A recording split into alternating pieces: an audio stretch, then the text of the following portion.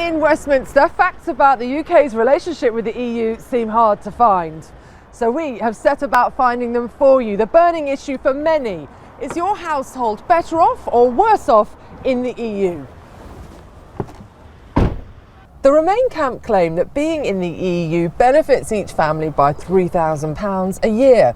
But the Leave team claim that actually it costs each household more than £9,000 a year.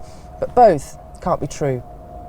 There's much disagreement about the effect being an EU member has had on the UK's economy. These people have looked at all the evidence. Some of Britain's top EU academics, they've come together with fact-checkers Full Fact for the referendum, forming the group The UK in a Changing Europe. First up, Professor Menon. Well, I think they're both wrong, but for different reasons. The £3,000 claim is based on a study that basically adds together a load of different studies using different methods about different countries and said, these are the sort of benefits we get. The 9,000 figure is wrong because it makes a number of what we can call really heroic assumptions about the fact that if we left, we would scrap every single regulation that has anything to do with the European Union. That strikes me as being really unlikely. So, if both those two figures are wrong, then what can we say about the costs or the benefits to the UK of being in the EU?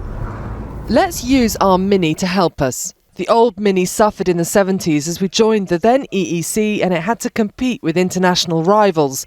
Over time, the brand and many like it improved until in the 90s it was bought up. It's now a British icon and it sells all over the world.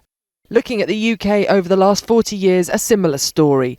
Academic research shows that EU membership helped the UK's economy by 8 to 10%. That's £5,000 to £7,000 per household over 40 years. But academics are not confident that because we've gained in the past, we will in future. What can they predict? Well, all these studies come out with a range of answers, and they go from saying that the British economy would shrink slightly, so it would come into the negative by up to about 3%, to others that suggest if things go well, the economy could go over the other side of the dial and grow by up to 1%. There's a lot of debate about whether we'll be like Norway, whether we'll be like Switzerland, but what I would say is Britain is a bigger economy and a bigger country than both Norway and Switzerland, and because of that I think it's perfectly credible to think we might get a better deal than either of those countries currently have. So we could go up more than this 1%? It's conceivable, yes. But bear this in mind, different families living in different parts of the country will have had a different experience over the last 40 years of living in the EU, and in the future that could be true as well, but nobody has done the analysis to prove it.